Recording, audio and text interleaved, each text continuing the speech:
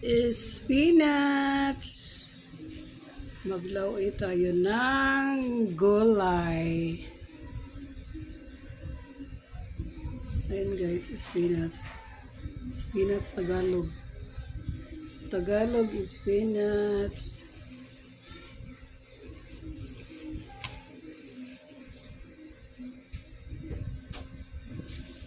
At ito naman yung isasahog natin, fried fish. May talong tayo. Mayroon tayong kalabasa. May patola. May okra. May sitaw. Ayan. Maglauay tayo guys.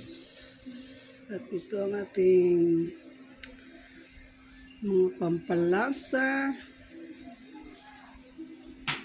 Ayan. Kumplitos gulay.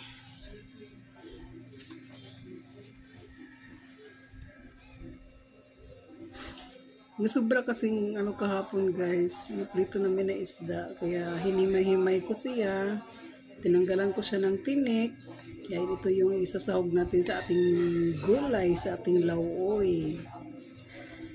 At syempre hindi mawawala ang ating spinach. Ayan ating spinach, very nutritious ang ating ngayon ang ating ulam. At lalo na itong, hindi ko alam guys kung patula o sikwa ba. Ito palang sikwa ata ito guys. Sikwa guys, kung pwede ihalo sa sa ating, kapag magluluto tayo ng miswa, pwede ihalo ito. Masarap ito guys. Naku, marami tayong masustansyang gulay na ihalo natin sa ating lauoy. Ayan, puro mga yan.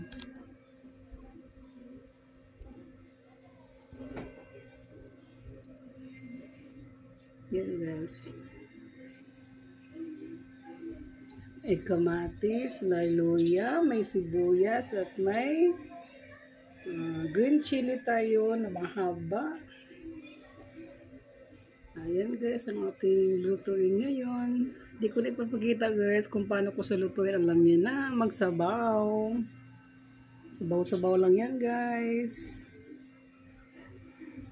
Thank you for watching guys. Bye-bye. Shoutout pala sa aking mga YT friends.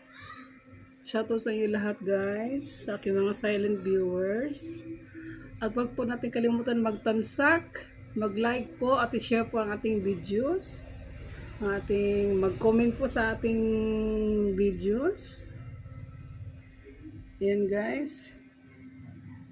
Salamat po sa aking mga silent viewers. Ulitin ko po sa aking mga silent viewers. Salamat po sa inyo lahat na kahit hindi po kagandahan ng ating video ay pinapanood po ninyo. Ayan guys. Ang ating recipe ngayon. Mixed vegetables gulay. Sinabawang gulay.